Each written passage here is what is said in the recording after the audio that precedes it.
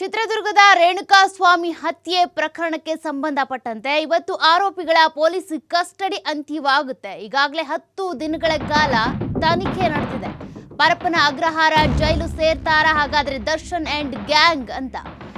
ಇವತ್ತು ಕಸ್ಟಡಿ ಅಂತ್ಯ ಆಗೋದ್ರಿಂದ ಮತ್ತೆ ನ್ಯಾಯಾಧೀಶರ ಎದುರು ಹಾಜರುಪಡಿಸಲಾಗುತ್ತೆ. ಇವತ್ತು ಕೋರ್ಟ್ಗೆ ಪೊಲೀಸರು ಹಾಜರುಪಡಿಸಿದಂತ ಸಂದರ್ಭದಲ್ಲಿ ಏನಾಗಬಹುದು ಹಾಗಾದ್ರೆ 10 ದಿನಗಳ ಕಾಲ ವಿಚಾರಣೆಯನ್ನು ಪೊಲೀಸರು ಈಗಾಗಲೇ ನಡೆಸಿದ್ದಾರೆ. ಕಸ್ಟಡಿಗೆ ತೆಗೆದುಕೊಂಡು ಅನೇಕ ಸಾಕ್ಷ್ಯಗಳನ್ನು ಕಲೆ ಹಾಕಿದ್ದಾರೆ. ಅದೇ ರೀತಿಯಾಗಿ ಐ ವಿಟ್ನೆಸ್ ಕೂಡ ಸಿಕ್ಕಿದೆ. ಇವೆಲ್ಲ ಬೆಳವಣಿಗೆಗಳನ್ನು ಗಮನದಲ್ಲಿಟ್ಕೊಂಡು ಇವತ್ತಿನ ವಿಚಾರಣೆಯಲ್ಲಿ ಏನೆಲ್ಲ ಆಗಬಹುದು ಹಾಗಾದ್ರೆ ಇವತ್ತು ಕೋರ್ಟ್ಗೆ ಹಾಜರುಪಡಿಸಲಾಗುತ್ತೆ. ಕೋರ್ಟ್ನಲ್ಲಿ ಹಾಗಾದ್ರೆ ಆದೇಶ ಏನಿರುತ್ತೆ? ಪರಪ್ಪನ ಅಗ್ರಹಾರ ಸೇರ್ತಾರಾ ದರ್ಶನ್ ಅಂಡ್ ಗ್ಯಾಂಗ್ ಅನ್ನುವಂಥದ್ದು.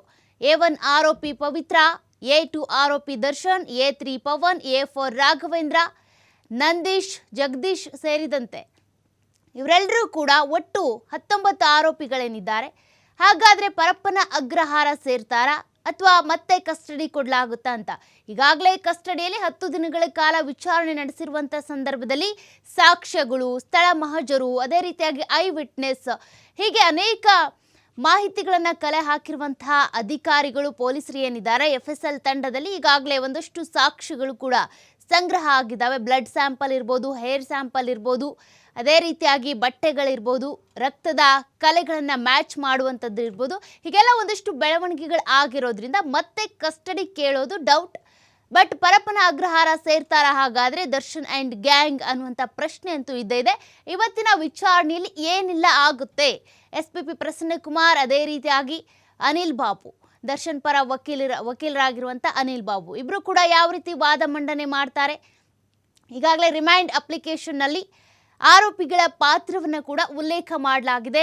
A1 ಆರೋಪಿ, A2 ಆರೋಪಿ, A3 ಆರೋಪಿ ಇದೇ ರೀತಿಯಾಗಿ ಎಲ್ಲ ಆರೋಪಿಗಳ ಪಾತ್ರ ಏನು, ಈ ಹತ್ಯೆಗೆ ಸಂಬಂಧಪಟ್ಟಂತೆ ಯಾರ್ಯಾರು ಹಲ್ಲೆ ಮಾಡಿದ್ರು, ಯಾರ್ಯಾರು ಮೃತದೇಹವನ್ನು ಸಾಗಾಟ ಮಾಡುವಂಥ ಸಂದರ್ಭದಲ್ಲಿ ಭಾಗಿಯಾಗಿದ್ರು, ಹೀಗೆ ಒಬ್ಬೊಬ್ಬರ ಪಾತ್ರವನ್ನು ಕೂಡ ರಿಮೈಂಡ್ ಅಪ್ಲಿಕೇಶನ್ನಲ್ಲಿ ಈಗ ಉಲ್ಲೇಖ ಮಾಡಲಾಗಿದೆ. ಅದೆಲ್ಲವನ್ನ ಆಧಾರವಾಗಿಟ್ಕೊಂಡು ಇವತ್ತು ನ್ಯಾಯಾಧೀಶರು ಏನು ತೀರ್ಪನ್ನು ಕೊಡ್ತಾರೆ? ಮತ್ತೆ ಕಸ್ಟಡಿ ಕೊಡ್ತಾರಾ ಅಥವಾ ಪರಪ್ಪನ ಅಗ್ರಹಾರ ಸೇರ್ತಾರಾ ಡಿ ಗ್ಯಾಂಗ್ ಅನ್ನುವಂಥ ಪ್ರಶ್ನೆ ಇದ್ದೇ ಇದೆ.